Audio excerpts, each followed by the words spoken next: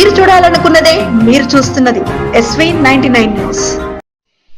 నారాయణపేట జిల్లాలో గ్రామ పంచాయతీ మొదటి విడత ఎన్నికల్లో పోలింగ్ నిర్వహణ కోసం సిబ్బందికి ఎన్నికల సామాగ్రి పంపిణీ నిమిత్తం ఏర్పాటు చేసిన డిస్ట్రిబ్యూషన్ సెంటర్లను బుధవారం జిల్లా ఎన్నికల అధికారి కలెక్టర్ సిక్తా పట్నాయక్ బుధవారం సందర్శించారు.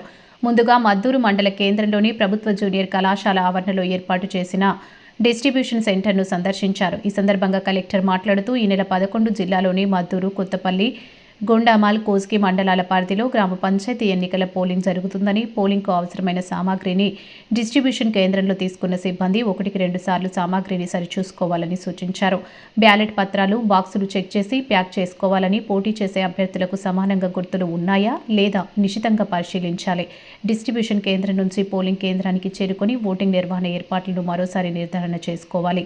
ఎన్నికల విధులు నిర్వహించే ప్రతి అధికారి జాగ్రత్తగా వ్యవహరించాలన్నారు. ఎన్నికల సిబ్బందికి అల్పాహారం, మధ్యాహ్న భోజనం, వసతి కల్పించాలని అధికారులకు సూచించారు. అలాగే పోలింగ్ కేంద్రాల్లో విద్యుత్ అంతరాయం లేకుండా 24 గంటలు సరఫరా ఉండేలా చూడాలన్నారు. పోలింగ్ కేంద్రాలలో ఏమైనా లోపాలు కనిపిస్తే వెంటనే తెలియజేయాలని, ఎంట్రీ, ఎగ్జిట్, తాగునీరు, మరుగుదొడ్ల సౌకర్యం ఉండాలన్నారు. జిల్లాలో 3 విడతల్లో ఎన్నికలు జరుగుతున్న నేపథ్యంలో మొదటి విడతలో జరిగే ఎన్నికలు ప్రశాంతంగా, సజావుగా జరిగితే మిగతా 2 విడతలు కూడా అదే విధంగా జరుగుతాయని ఆమె తెలిపారు.